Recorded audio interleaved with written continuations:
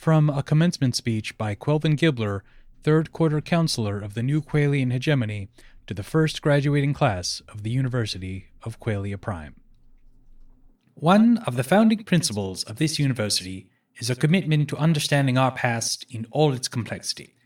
Therefore, I would like to open my remarks with one of the few surviving passages from the journal of the God Emperor Quay. It was during the conquest of Balaria.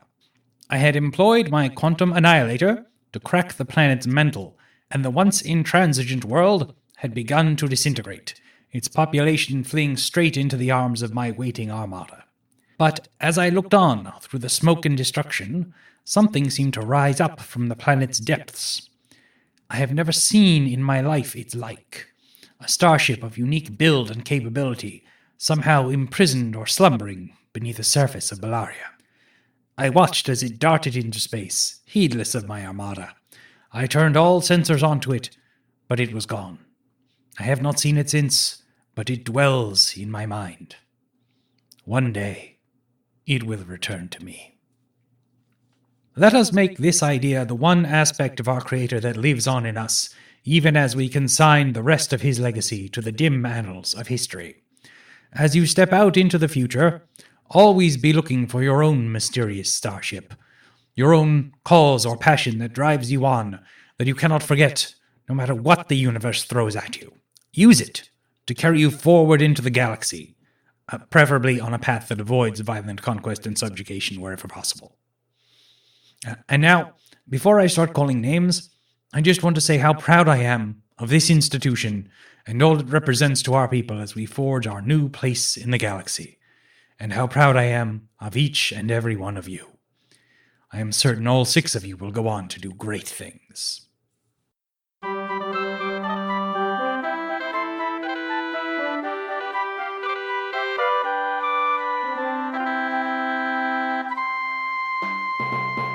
Hey everybody, welcome back to the Chimera, a role-playing adventure podcast. This week we are back to exploring the history of the crew of the Chimera, and it's Dang's turn under the microscope. I'm your host, Vin LeBate, and joining me today are Braden Lamb as Dang, the light-eating rhino man whose work history we're about to delve into, as well as Jeffrey Bard, Kacey Smith, Kelly Wiseman-Astruth Jackson, and our GM, Josh Hall-Bachner, who's just about to set the scene. An improbable structure hangs in space. 99 platforms like polished cosmic mirrors, joined together by paths and bridges like silver-spun glass. A complex latticework that must be seen in 12 dimensions for the full beauty of its symmetry to emerge. All across it are dotted the signs of an improbable inhabitation, the structures and vehicles and tiny moving bodies of an elite galactic force. At its back, another structure, equally improbable but far more imposing. A knotted morass of slithering tendrils, clumped to the quartz quadratics with enormous black claws, and sitting atop it, a perfectly round glass sphere, at the heart of which gutters the faintest hit of a flame. Behind it hangs not the inky black drop of space, but something altogether stranger. A pocket, an opening greater than a star system, through which incomprehensible patterns and colors unknown to mortal eyes bubble and whirl. And hanging far overhead, in the thick of this strange mass, 5 immense stars, assembled in a perfect geometric arrangement and shining with a light that sits uneasy beside the strange light of the pocket universe. And then, rising from that knot of black cables, 5 sinuous arms, each as massive as a world, and each anchored aside one of those stars, ready to draw from its energy. On the highest platform of the structure sits a grand, ostentatious throne, a structure of curving green and gold shapes, like the moment of a rock splashing into molten metal, captured and frozen in space. At its center, one tiny seat, raised up from the ground below for an individual of singular import, and each side, an extruded platform, built for some large creature to stand, and spread out behind each, a crackling metallic structure that an unknowing observer might see and think of angel wings. Then, on the lowest platform of the structure, a very different scene, where a set of soldiers sit huddled together, a single Melissa smoke rat sitting in a makeshift device, all of them staring out at what can be seen hanging out in space if you look in the opposite direction. An armada of 10,000 ships, all facing towards them imposingly, all hovering silently and waiting to make a move. So, Braden, can you get that drawn by the end of the episode? Yep, here we go. Especially the 12 dimensions. Yeah. The colors unknown to mortal eyes, definitely. You got to get those in there. Yep. Yeah, and I have to set my. I'm currently on web process color, so I need to change some color settings. But I mean, honestly, we can't see them either, so we won't know if you put them in. There you go. Yeah. I also made sure I described like 5 different kinds of light there, just to make sure that it's like as difficult as possible. Dang has eaten all of them by the end of this episode. Nom nom nom. Okay, so I posted some characters, so if you each want to grab one of those, and I'll take whichever one is left. I might go for Qualoris, Okay, and just read the description when you pick them. grizzled, cynical veteran. I think I'll grab Qualvator. Qualvator. Fleet Okay. maintenance officer with devil may care attitude. I'll take Qualis, the increasingly panicked medical technician. And I'll take Qualton Quentin, the Quillian thinker in way over his head. Okie doke. Well, I guess that makes me heroic Qualian Captain QWERTY Quest. I thought that was the name of this episode. So we cut to this area of the structure. As I mentioned, this is at the maybe the bottom most of these kind of platforms, and so it's kind of almost sitting in shadow, since all of the illumination in this scene basically comes from these preserved stars like hung up way above this structure. So it's kind of dark and cold down here. This set of soldiers is all sitting around a table, and at the center of it, you have basically kind of like a glass jar with this, small like rodent-like creature inside that's kind of has little kind of like pipettes basically that kind of grow out of its back in kind of a spine pattern, and which kind of this greenish blue smoke is kind of slowly oozing out of. And then there's a variety of little kind of hookah pipe type things that are connected to this to basically be able to kind of smoke from it. So Oh God.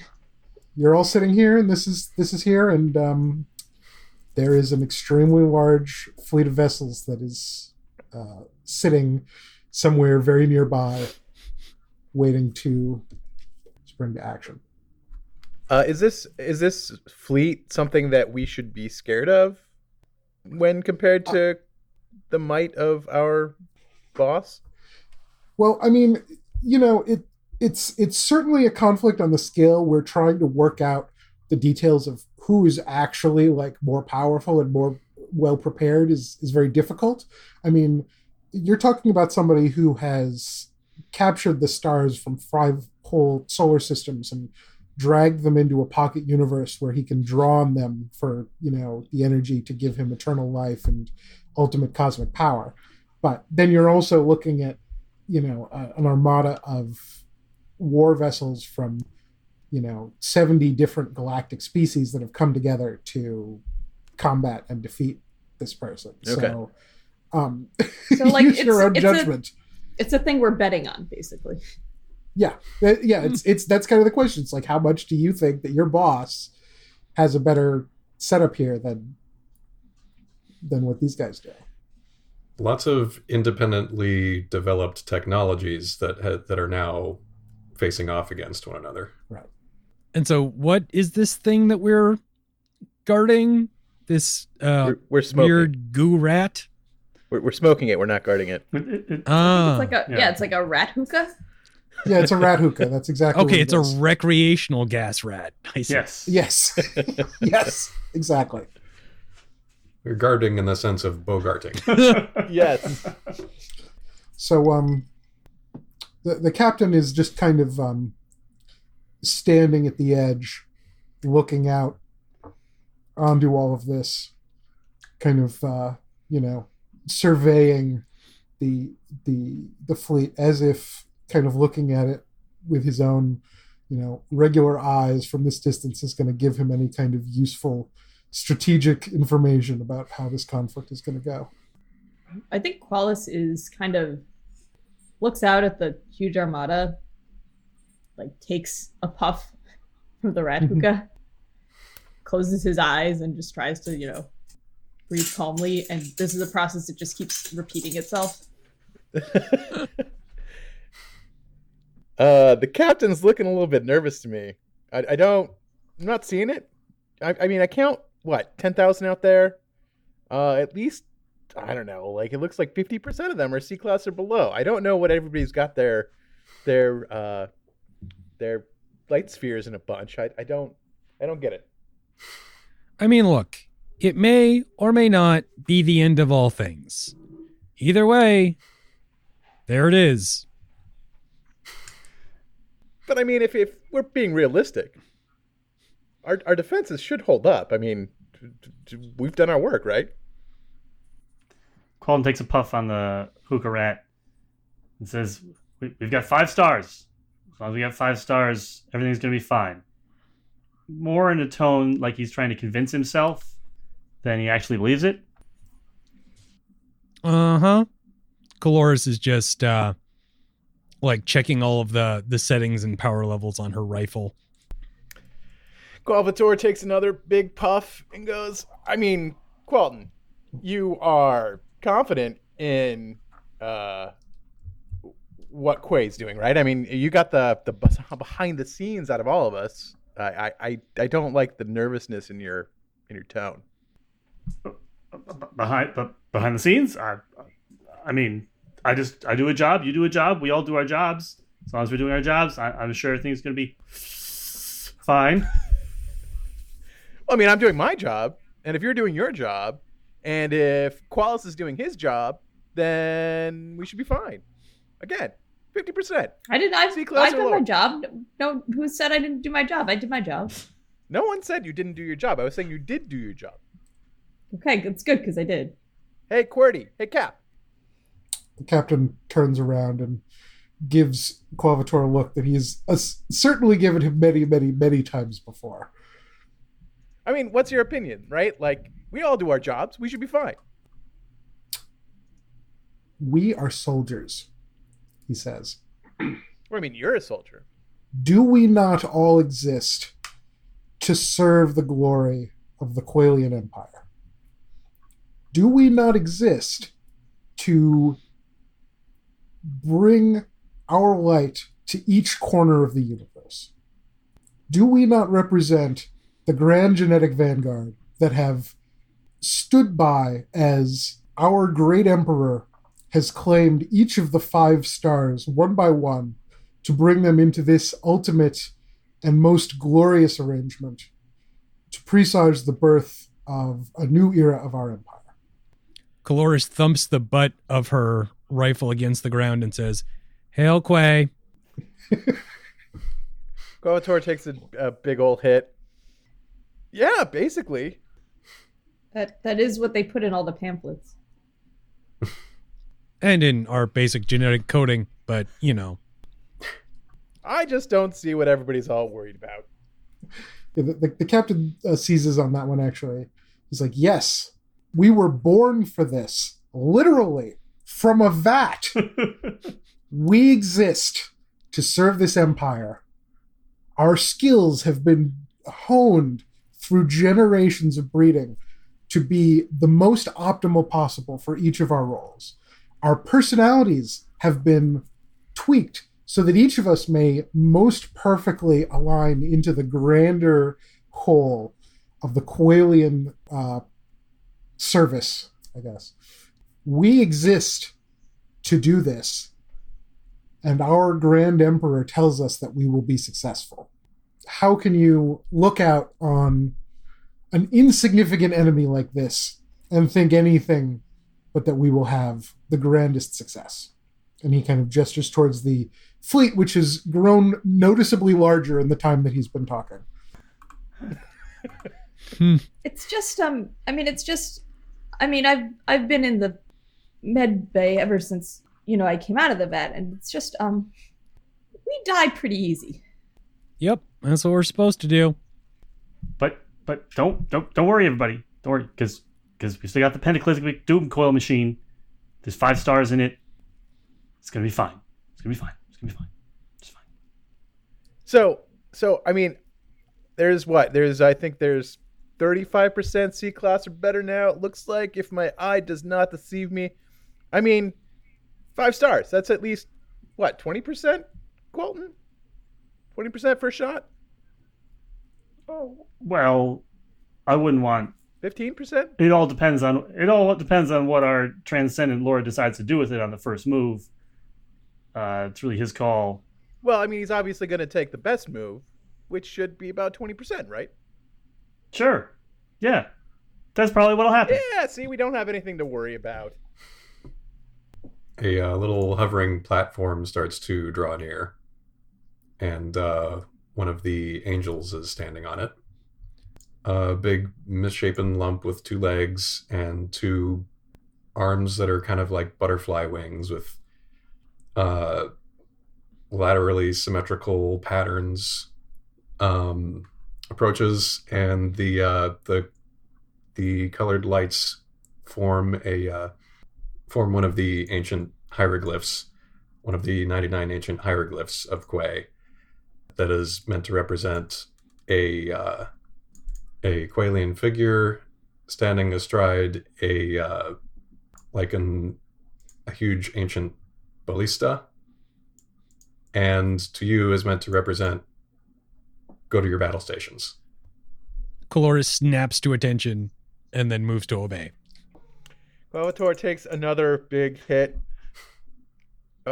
slowly stands up, gives kind of a lazy salute to the captain and to the angel. The angel salute is actually quite a bit sharper than the one to the captain. And then he heads off to the maintenance level, the engine room. Qualis stands and tucks the orb with the hookah rat under his arm and heads off to the medbay. Okay, so the captain stands, gives an extra long salute to Dang here, and once everybody started to move off, he kind of taps something near his neck, and he goes, "Everyone," and he's speaking into kind of a little semi-telepathic communication something at this point. Remember that this day will be the birth of our new glorious empire. Give all that you have, because all that you are is the force that our emperor has brought upon us to make this a reality. This channel will remain open. Communicate anything unusual that happens, and we will respond. Hail Quay. So, the angel slightly inclines his head to nod. The horn, I forgot to mention his body is shorter than Aqualian's, but with his horn, it's slightly taller than Aqualian. He inclines his head, goes to step back onto the floating platform, and sees it floating away back up to the throne. He jolts a little bit, seems a little surprised by that, and turns back and bows again. Okay, so the captain is going to head up towards kind of the mid command deck. Probably at this point, Shoot is actually going to show up to catch up with Dang here. So we actually see another comparable floating platform. Basically on each there's kind of one small piece that breaks the bilateral symmetry. Basically just kind of a single, I guess probably just kind of a little, kind of piece that hooks up, probably more or less in a shape comparable to the horns that you have. And, Dang's hooks up from the left side and Shoot's hooks up from the right. It's the only obvious difference. You can tell which one is which. And he is a very, almost identical appearing figure. So he shows up. I'm kind of looking to you to like what you think your standard greeting for each other would be if you've been off doing something different. I think Dang and Shoot probably have a little bit of shorthand. Just a left hand blue light that says "Hey." That sounds about right. Okay, yeah, we get hey. How'd it go? A steadily growing yellow light that indicates this seems like a pretty big deal. Pretty big, yeah. You could say that. I mean, we've been through a few things here. I mean, you remember Qualex 4. Oh, do I? I remember a bit more than you. I think you got overloaded on their battery. Oh, it was so good though. I mean, how can you blame me? We were there for 3 solar cycles before the action even started, and those 14 suns are just shining down. I mean, I don't know how you resisted. 3 little purple dots that mean good times. he laughs, which I think probably manifests basically as kind of like, greenish ripples kind of coming outwards from the center. But this, and he kind of gestures with a tentacle out to the fleet, and he kind of leans in maybe a little conspiratorially.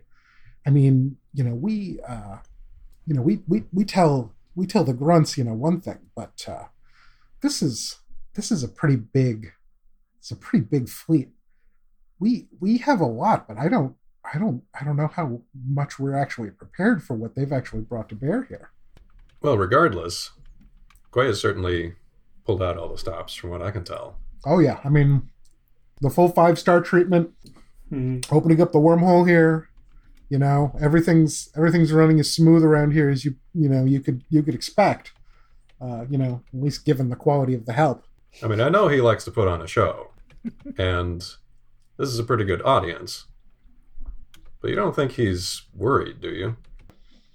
Is it possible for him to be worried? I don't know. I mean, like, literally. I would think that he had genetically engineered that out of himself decades ago. I guess I hadn't considered that he might have genetically modified himself. I know he's stacked to the gills with all kinds of gold whatsits and red gem who's-its. It's possible when he was adding all that stuff, he maybe took out a little piece or two, like fear. All I'm saying is, have you looked real closely at his brain folds? I could swear there are more of those than there used to be. Just saying. Just saying. Now that you mention it. He kind of reaches his 2 tentacles out and kind of basically does whatever the tentacle equivalent of kind of cracking your knuckles is, which I think basically means kind of wrapping the ends around themselves and kind of stretching them out as far as they'll go in a few different directions. He goes, well, we better head up to the throne. He's gonna be waiting for us. Oh, good. Yeah, I'd hate to be down here with all these grunts. Almost feel sorry for him. Almost. So, the 2 of you collectively kind of head back up to the top, and so we look, conversely to that bottom platform. This one, it's at the very top area, so all of the light of those suns comes down on it, and kind of bounces off the semi-mirrored floor, which gives everything kind of this weird, hazy, like almost soap opera glow. Now, almost a new Trek quality. Yes. Watch out for Dutch angles. Sitting in the throne itself is a figure that, of course, both of you are very familiar with. His Excellency himself, the Grand Galactic Emperor Quay. His flowing green and gold robes, the elaborate, I don't know, what do you call that thing that he has on his back? Braden. The kind of, it looks almost like kind of frozen, like banners or something. Like if you had if you had a bunch of flat, like cloth flags that were just kind of frozen in place to make this kind of curved, again, almost wing-like structure. Yeah, they're kind of like stylized Quailian wings. Mm-hmm. And then showing only really just his face, gaunt, kind of pulled back, red eyes, fully exposed brain with a single glimmering red gem set at the very center. He sits on the throne, not moving except for very slightly drumming his fingers together. And here, I posted the picture in the channel, and we'll add this to the Nice. Damn, to the notes. Gina. Oh, Damn. that's amazing. So Yeah. so he's sitting there, and there's a little group of other individuals who are kind of addressing the throne. When he sees that you've arrived, he raises each hand, one to kind of gesture at each of you, and he signals to the kind of two platform locations on the throne where he, kind of has you await in normal circumstances. We step up and assume our ceremonial bodyguard positions. Okay. So, once again, there is... Oh, Dang extends just his left arm and does one half of the sword hieroglyph, and shoot, I assume does the other half of the hieroglyph. Yep, it's all very cool and imposing. So once again, I have a list of individuals who are present here, and if you each want to grab one for a moment here. And for this one, Braden, why don't you grab one of these two? Okay. Maybe Ulf. I thought you might be Ulf. I'm not quite sure why you thought that, but I like that you thought that. That's one of that's just one of those intuitions from like 20 years of role playing together, where I'm just like, I can't say why, but I think Kelly will be Ulf. I'll be Khilafa. Or Silafa. Silafa. I think I'll be XQR. I think I'll grab Legion Stone. Then I've got Scarif. So if you could each kind of describe yourself real quick, and feel free to elaborate as you feel necessary.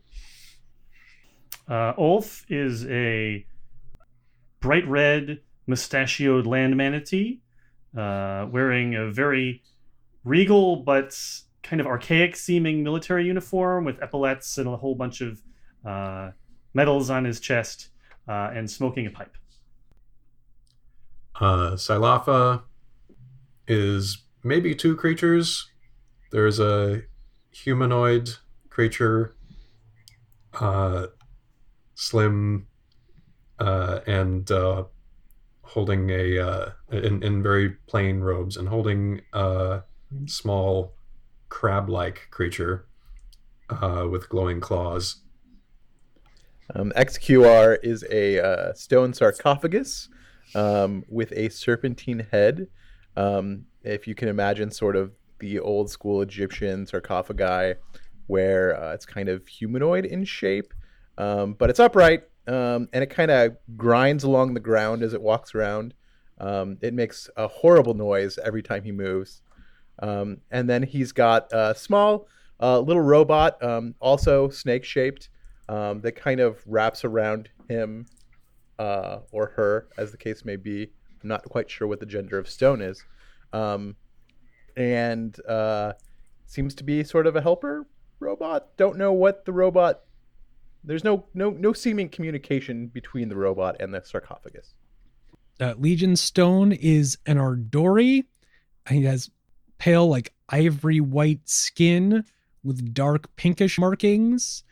Very dashing, sort of tough to determine his age.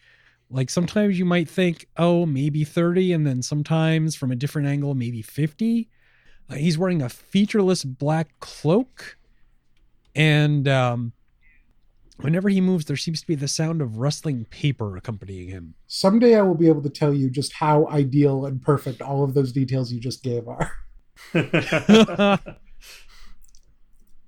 So Scareth is a Nasiri, and Nasiris are sort of these humanoid, large birds of prey that have 6 wings, the largest, sort of 6 pairs of wings, 3 pairs of wings, 6 wings. And the top ones are the longest and largest. They span about 20 feet. And then the 2 pairs below them are increasingly small. They have kind of these metallic talons, and also their beaks are metallic and sort of inlaid with this.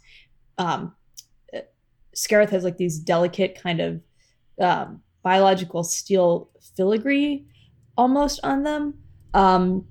Most Nasiri are actually really vibrant, bright colors, but Scareth is completely black, although in certain lightings you can see sort of almost like a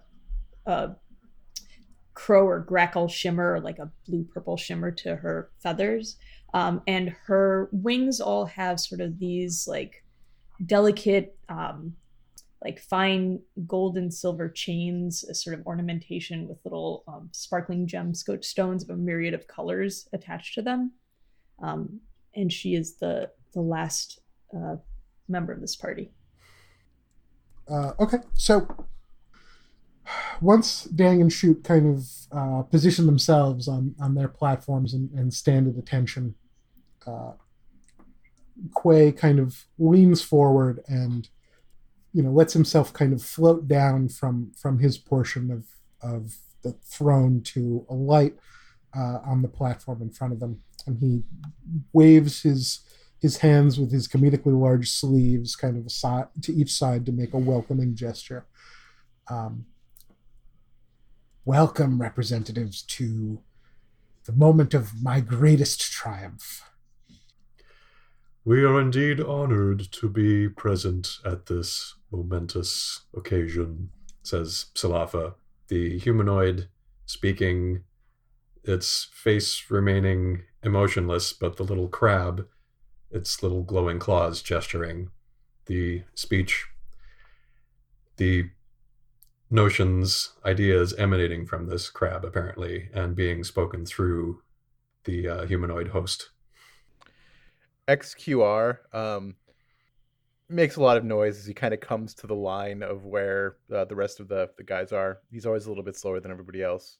And the snake-like robot that is wrapped around the bottom half of its body uncoils really quickly, moves in front of the stone sarcophagus, and then makes a little like upward. It starts standing on its tail so that it's up and down.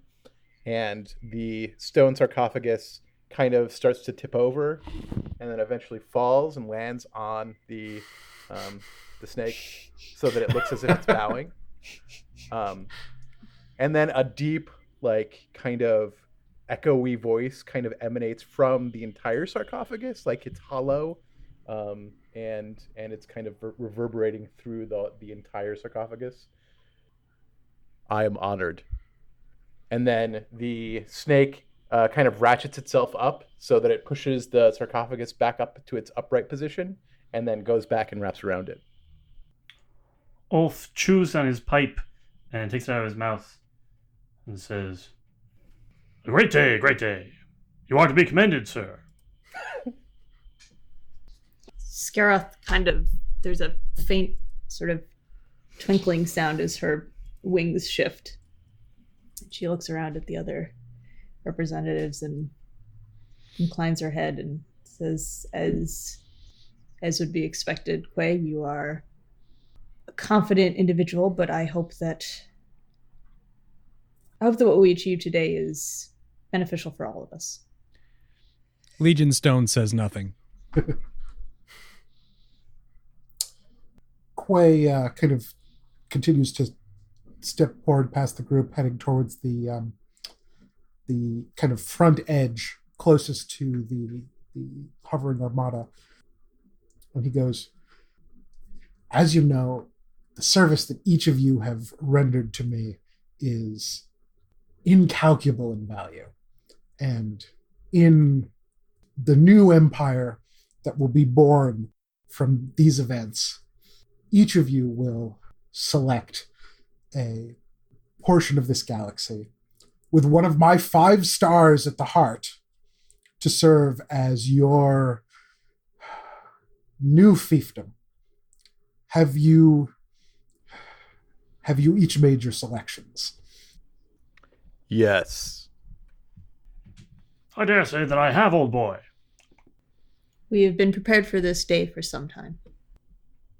I am but a humble Krolon, and I'm happy to feast upon the leavings of whatever my esteemed colleagues deign to leave for me, as is the tradition of my species. I have, of course, spelled out my terms quite explicitly in the contracts presented previously, so all of that should be well represented. Quay smiles, or something that approximates a smile in the kind of, strange facial situation that he's got going on. Let it begin, then. And he raises both of his hands upward, and he basically kind of makes a little kind of light symbol with his fingertips that serves as the sign that the first action of combat should begin. So, Qualt and Quentin, since you are running the machines, you are the one that gets first sign from this, because Quay is actually activating a massive weapon that's powered by these suns. And since you're approximately in charge of keeping all these things running correctly, you've got to go run around and start doing like engineering-y stuff to make sure that this can happen. Yeah, so I'm picturing Quelton sort of down in some sort of like the belly of a steam liner, except designed by H.R. Geiger. Prodding this and twisting that and reading some kind of non-Euclidean dial, and yeah. And Quoris is probably actually working to enable the aiming and targeting of this. Yeah, I think she's probably sitting in the control seat of a very large cannon, but she's wearing a neural headpiece and neural bracelets that interface with a bunch of the other systems to control targeting from a bunch of different angles at the same time.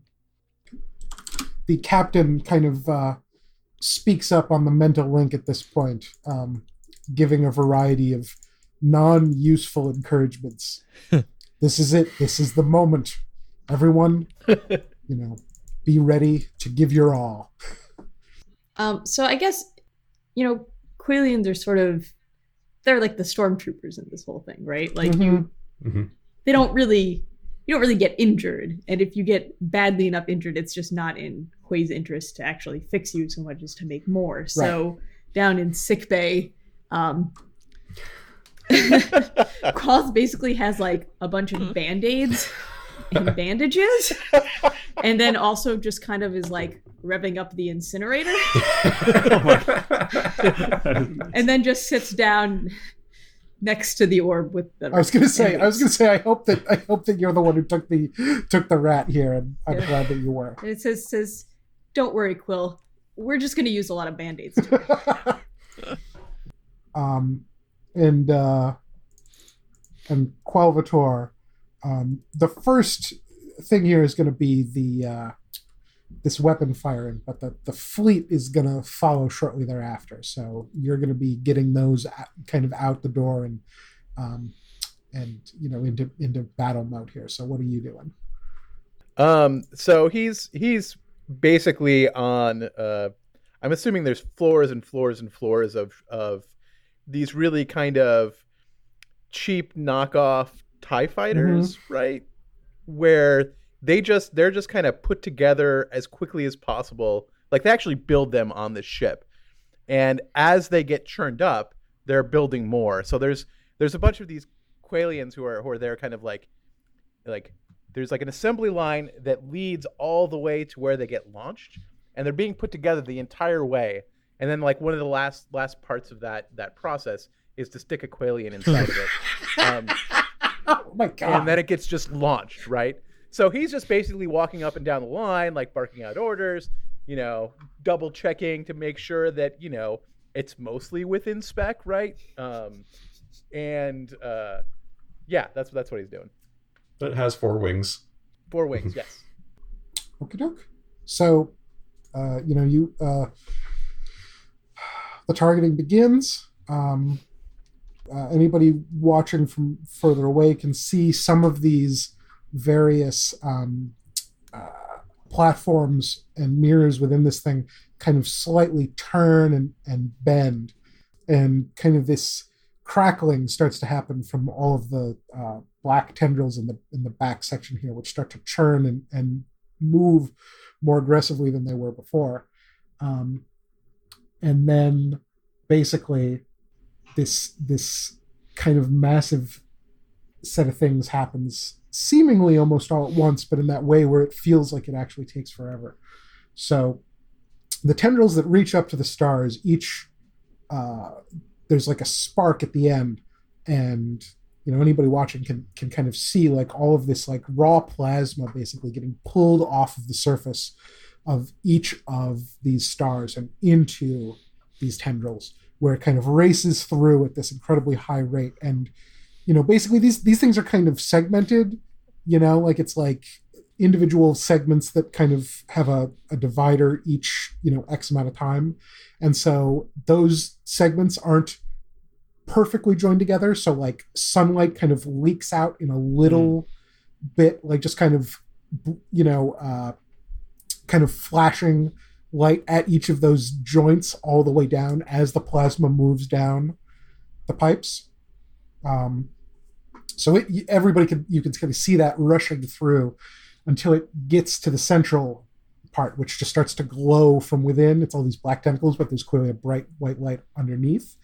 And the little flame in the glass dome flares up and burns with this great intensity. So there's just this like absolute like firestorm within this sphere. And then 2 more tendrils rise up out of this, point at 2 of these mirror platforms that have, moved a little bit. A beam of immense light shoots out of each of these onto the 2 mirrors. The 2 mirrors bounce them to a point where they run together and basically join and go off in a new direction that's kind of the average of the 2. And it shoots off towards where the fleet is. There's kind of a brief pause, and then there's an explosion that has got to be like 10 times the size of a planet like Earth in the center. Just an enormous like conflagration of solar energy. And anybody who can look at that without kind of being blinded sees like a huge portion of this this armada just get completely ripped apart in the process. And moments after that happens, the whole like everything still looks almost like it's daytime on a planet rather than out in space, because there's still like residual light. But all of the other ships remaining in that armada all move at rapid speed to fly towards this thing and start combating it. On the telepathy channel, Qualvator says, see, 20%. Yep. You were right there. Yep, 20%. Good job. Our Divine Emperor is the greatest. Hail Quay. Hail Quay. So meanwhile, up on the top platform, Quay is just looking out on the destruction that he's wreaked here with, like, you know, kind of an almost childlike glee expression. Do any of the other individuals here have any particular reaction to this? Wasn't that my son? Ulf has one of his flipper hands tucked into his jacket in that way that style of a military officer sort of walking about, and looks rather stoic and doesn't say anything, but nonetheless his monocle pops out when he sees 20% of the fleet get erased. I say. Legion nods, quietly says, looks like this game you're playing is turning in your favor, Emperor. Silafa intones to Quay, most impressive, your illuminance. And also, Dang's sword has a very brief blip that goes from ultraviolet to infrared, and is just a shorthand for, yeah, but what a way to go. Scaroth just, watches the massive destruction and says, an acceptable opening volley, my lord. So at this point, the combat kind of begins in earnest. So this huge, enormous wave of these cheap manufactured Qualian vessels is out fighting, and so there's like, there's literally 5,000 different little sub battles going on here. Ships, flying in every which direction and blowing up, and weird missiles and all kinds of bizarre energy weapons firing off everywhere. People are buzzing by, like very nearby to this platform that you're on, and like, one big ship kind of tries to make a strafing run, and some of the little ships kind of fly in and each individually block shots to keep any of them from actually hitting the platform here, so they're just all individually blown up instead. And then it kind of goes over past into the into the pocket universe, and then something seems to happen, and that ship just basically gets annihilated in kind of this like photographic inverse type effect where just like black is white and it just kind of and it's gone. All this kind of stuff is going on around everyone.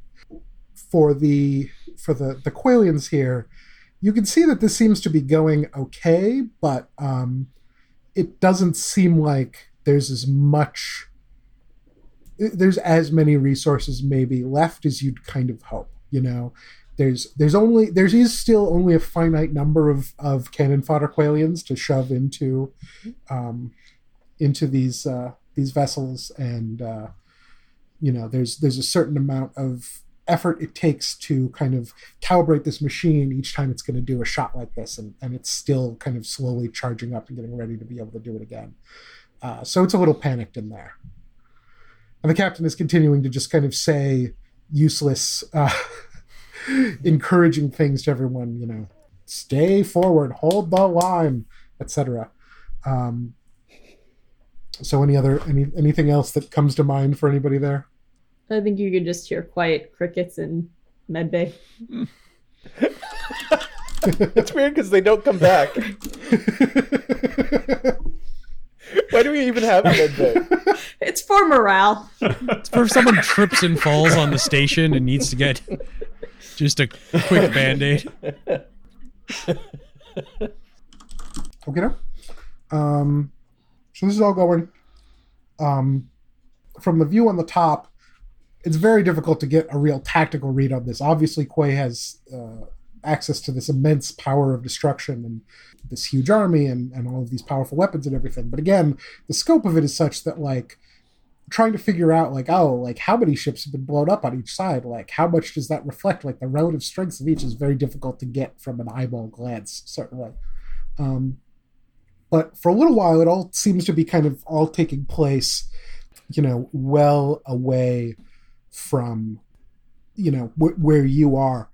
But at a certain point, anybody who's kind of watching forward will see that there's this one vessel that just seems to be this, kind of relatively small, kind of rounded, sleek mixture of reddish and like gunmetal type paneling, almost kind of like a little shuttle almost, that's barreling forward towards this structure at this immense rate, and just dodging with incredible effectiveness, avoiding all of the other ships that are coming, that are trying to come at it, all the shots, everybody who's trying to all the Qualians who are trying to crash into it with their own ships to kind of stop it. All of the laser beams even coming off of the platform itself, until it manages to crash into that bottom platform that everybody was previously assembled on.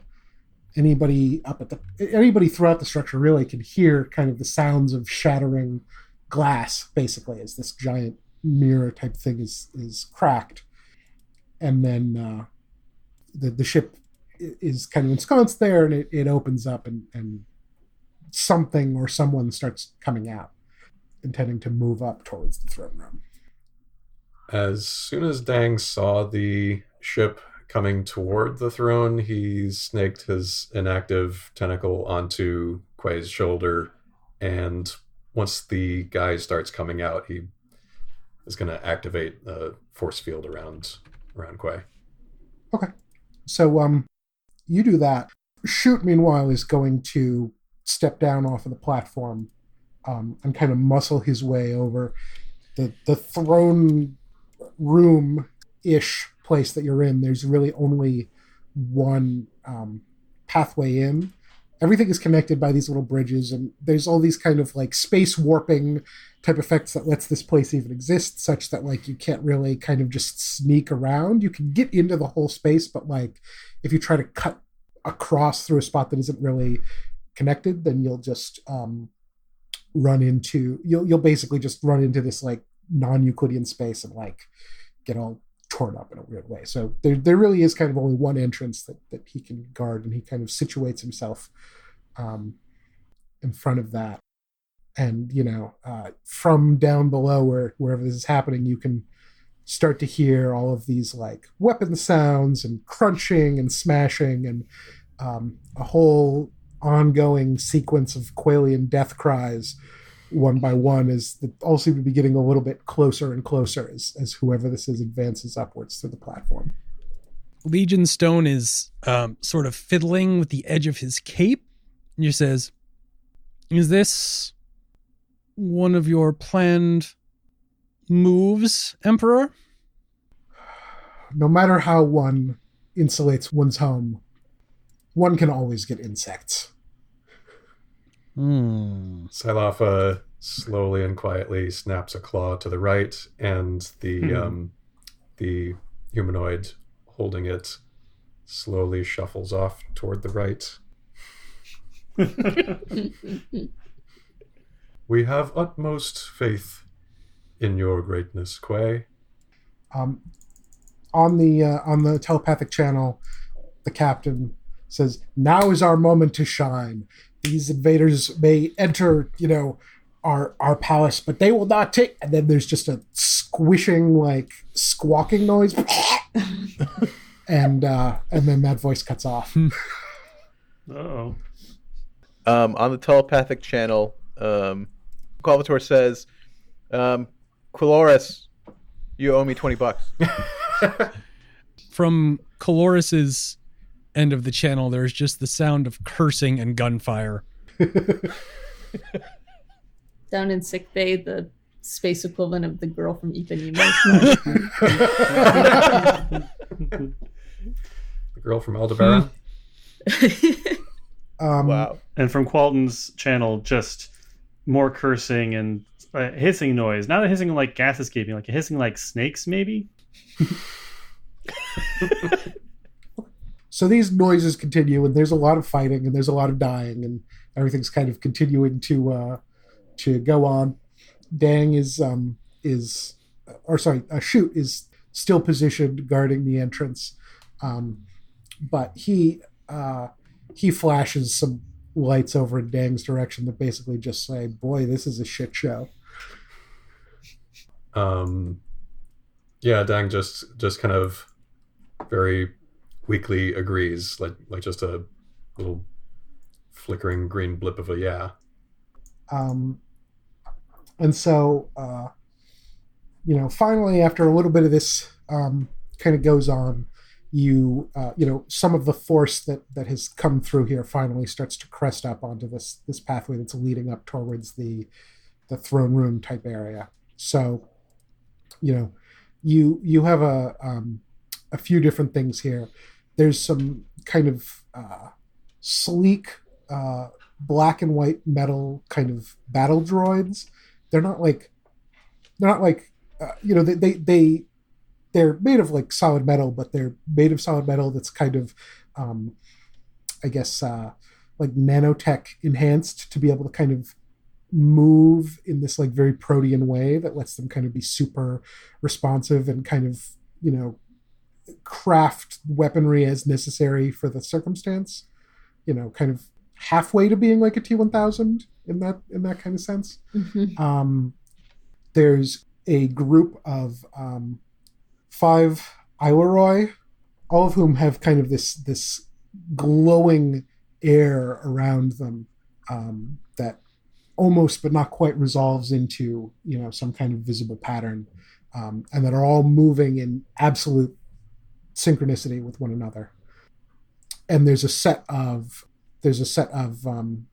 people from another as yet unknown species who are kind of like tall-ish, 6-limbed, kind of bluish green, who are each basically riding a kind of massive space dinosaur. And there's like 3 of these. And so each of them has multiple weapons in their hands. The dinosaurs have multiple weapons attached to them all over, and they're just shooting lasers and everything all over the place. Awesome. We got Farks. So these guys all burst up, and like combat begins immediately. So, Shoot is out there, and he's like firing off energy blasts. He's like ducking and tripping people. He gores one of the Ilaroi with his horn, and then kind of kicks him off the edge of the platform. All this stuff is going on, and there's just chaos erupting here. XQR is his little robot kind of goes out behind him, and he falls backwards. The snake kind of lowers him all the way to the ground, and then kind of comes out of a little hole out of the side, snakes up to the top of the sarcophagus, and then kind of makes itself look like it's part of the stone. Are you playing dead? And like stays in one position, right? It stops moving. Oh my god. Okay. Scareth joins the battle, so one of her gems that looked more like a bracelet, kind of like a shield, expands out of it, and she pulls from her feathers sort of, it's a metal blade, but there seems to be some sort of crackling energy around it, and she just kind of leaps into the fray with a cawing battle cry. Ulf, for some time has had his right flipper hand tucked into his jacket, and now, somewhat surprisingly quickly for a land manatee, produces the limb that's been concealed for this time, revealing that he has a blaster inside his jacket. He pulls it out and takes aim not at the invading assailants, but rather at Silafa, at least the human part of Silafa, humanoid part of Silafa, and blasts a large hole in his head. He says, "So sorry, so sorry. You understand, of course. It's nothing personal." Silafa, response? Silafa, like, from the little crab creature sitting on the ground, looks up and does a very broad, polite genuflect and scuttles off behind Quay.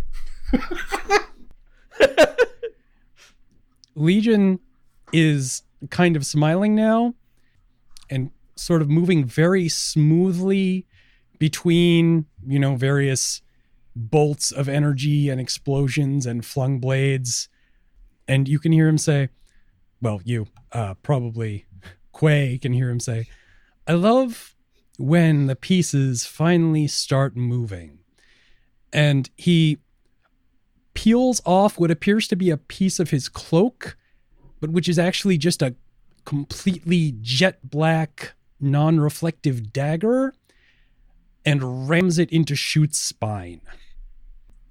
Ooh. Okay, Shoot does not see that coming at all. He's basically, he's had this tactical awareness and understanding of the people that he believes he's in combat with, and he's been taking on like 6 of these like all at once pretty handily. But he's not prepared for this, and none of his shielding or anything is there. So he just takes it, and that's gonna be a bad hit. His fighting stops. He just kind of is stock straight, basically. Tentacles kind of droop off to the side. So Dan, you're seeing all this happen. Mm-hmm. Dang actually for a split second lets the shield fall and like fires a full volley at who was it? Legion Stone? Yep. Yeah. Just a brilliant blue-white comet in the direction of Legion Stone. So does Legion do anything before I've got the kind of way that he goes out from here, but does he do anything in response to that beforehand? Say anything or No, I think the hand has been played. Okay. Then as the bolt is flying towards him, Legion basically just breaks apart into sheaths of old, aged yellowish paper that just all flutters to the ground and then starts to smolder. Oh, jeez. Was he a book all along? Okay, so you let the shield down for just a moment. That's all that it takes for the lead of these Isleroi, who's distinct mostly by having a giant facial scar compared to the other ones, to just in an instant leap forward and bury his blade directly into the center of Quay's body. Not his exposed brain. No, just in the center. Yeah. And Chest. and Quay just starts laughing, just like first quietly and then like louder and louder. Dang, realizing his error, quickly turns around and tries to reestablish the shield around Quay. It's not really working at this point because there's kind of a guy in the way. Oh. So Quay is just laughing, and then he just reaches one hand forward, grabs the neck of the Isleroi that struck him, and kind of in one motion just pops his head off like a grape. I don't know why you thought you could kill me that easily. So, cut to Qualton Quentin. Yes. What are you doing right now? Racing all around the belly of the Pentaclysmic Doomcoil machine and trying to keep it functioning properly in the midst of very strenuous and heavy use. Okay. So an individual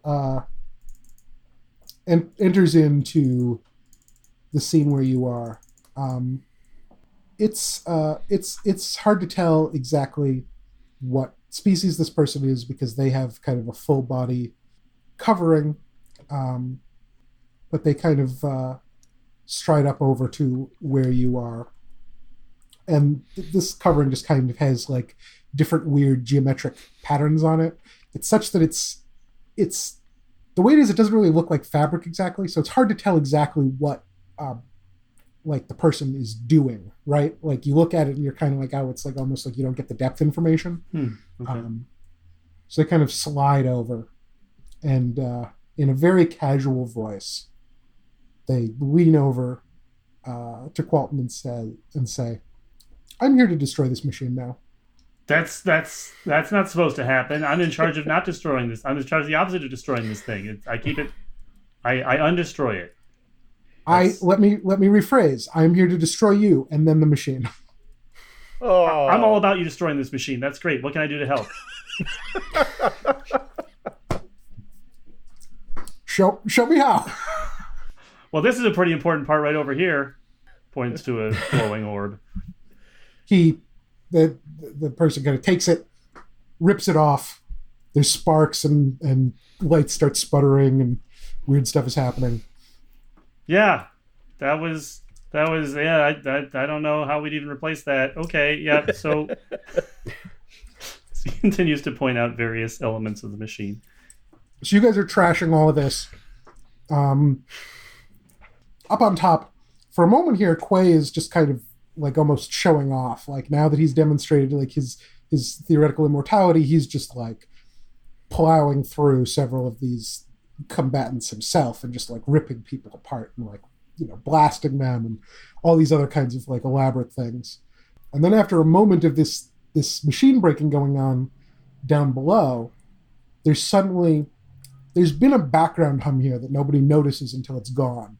And then the hum is gone, and all of a sudden, all of the tendrils that are going up towards the stars all basically just disconnect at once.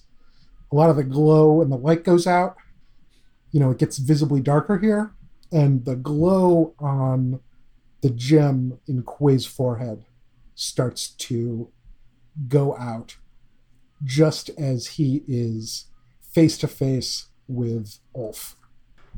So Ulf,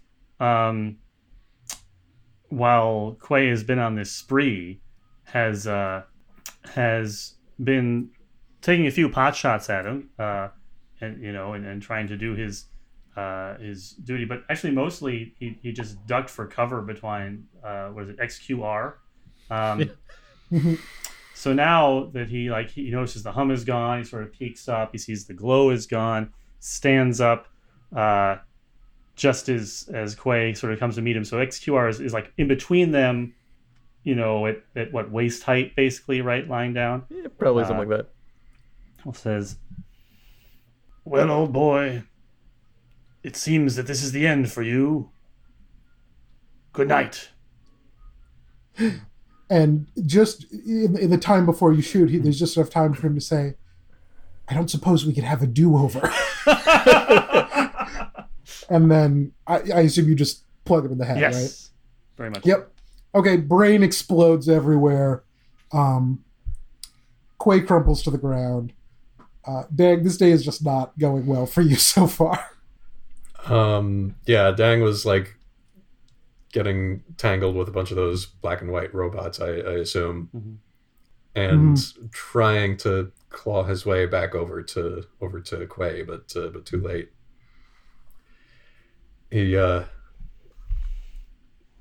He kind of he nonetheless brushes off the last couple of robots, makes his way over to the remains of Quay, and is trying to like, I don't know, tap some of the gems, like infuse a little bit of light into it.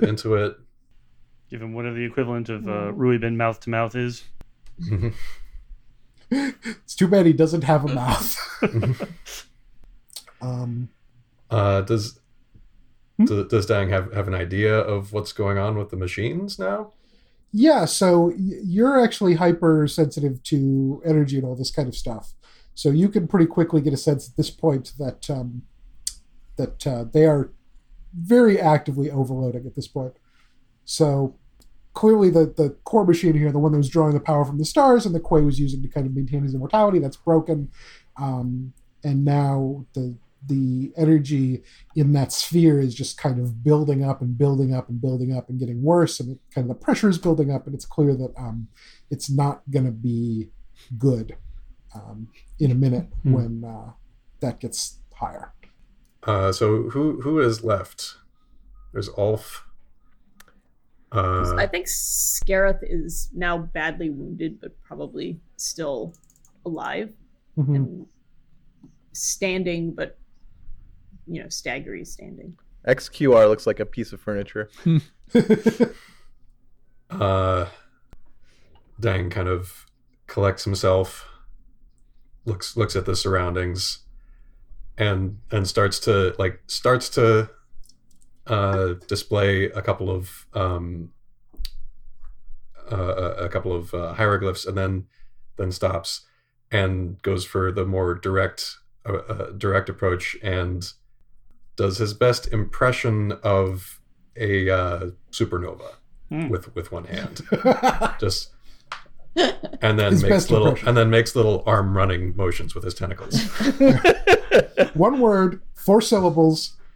Okay, so the anti-Quay forces that have arrived here, several of the ones that have survived, basically decide that this is the point where discretion is a better part of valor and start kind of trying to flee out in various ways. There's some people who hop into some of the G-list Quailian ships. There's some people who try to head back to their original shuttle and reactivate it. Qualton, you do not actually see where this guy goes. He just slips back out of the room again, and that's the end of that.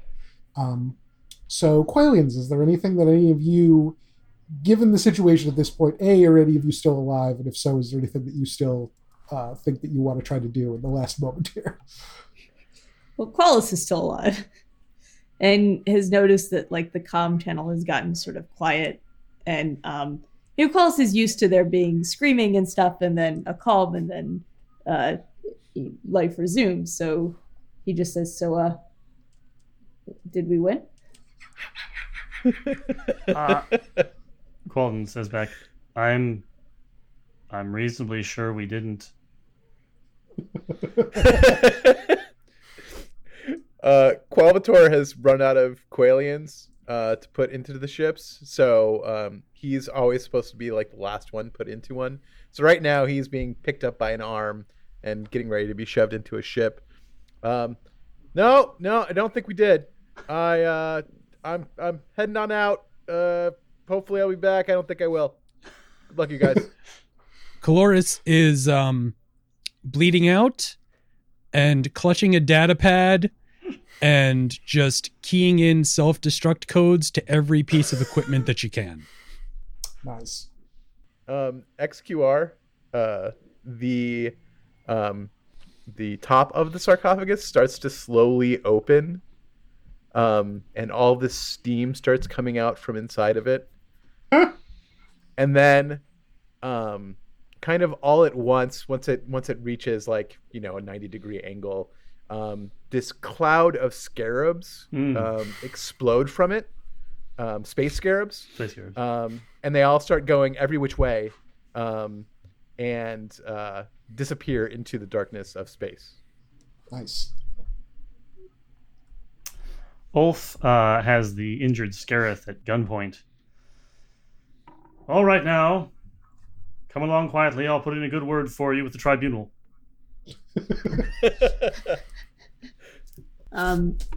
Scareth is going to act as if she has acquiesces to Ulf's demand and waits for him to briefly let down his guard in self-satisfaction before she tries to stab him with her blade.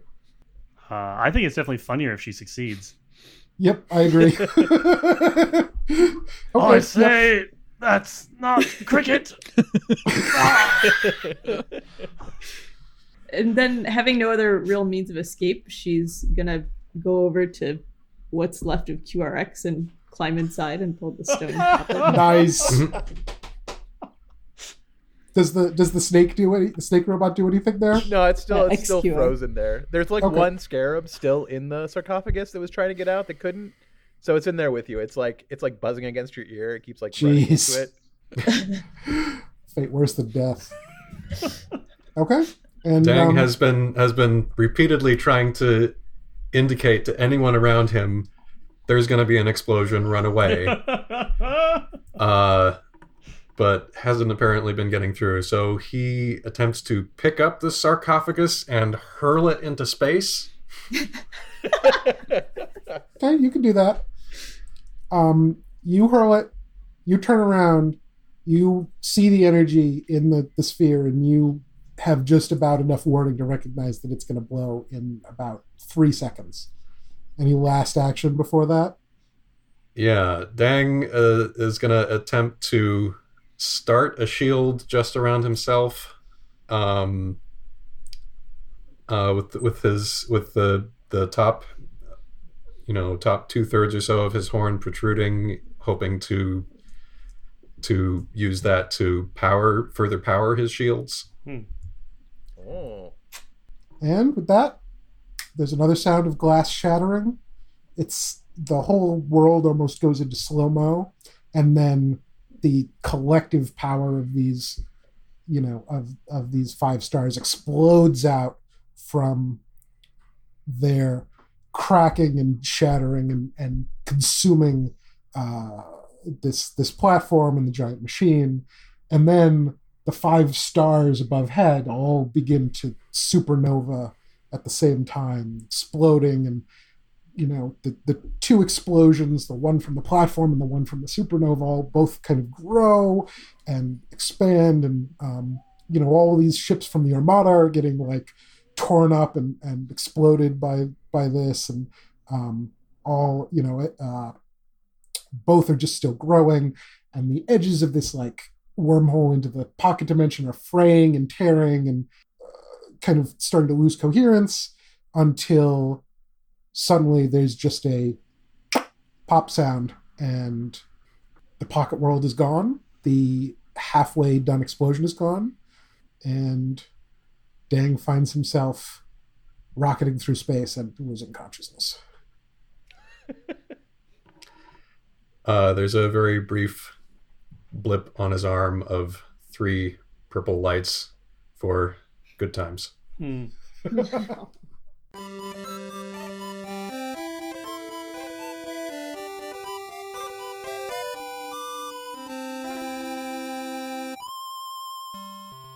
That's it for us this week on the Chimera.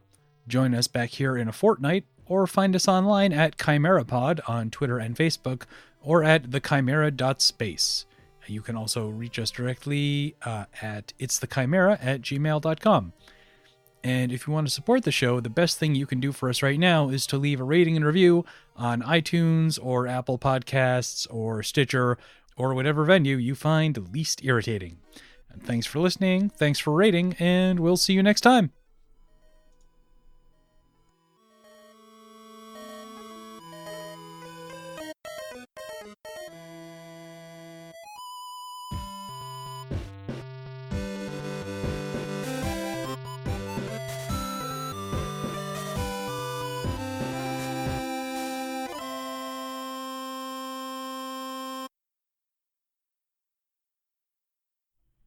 The interrupting... Moo. There we go. Thank you. I'm just glad that you did it then, because otherwise I was going to have to insert a moo somewhere later in the podcast for no reason. Yeah. Mm-hmm.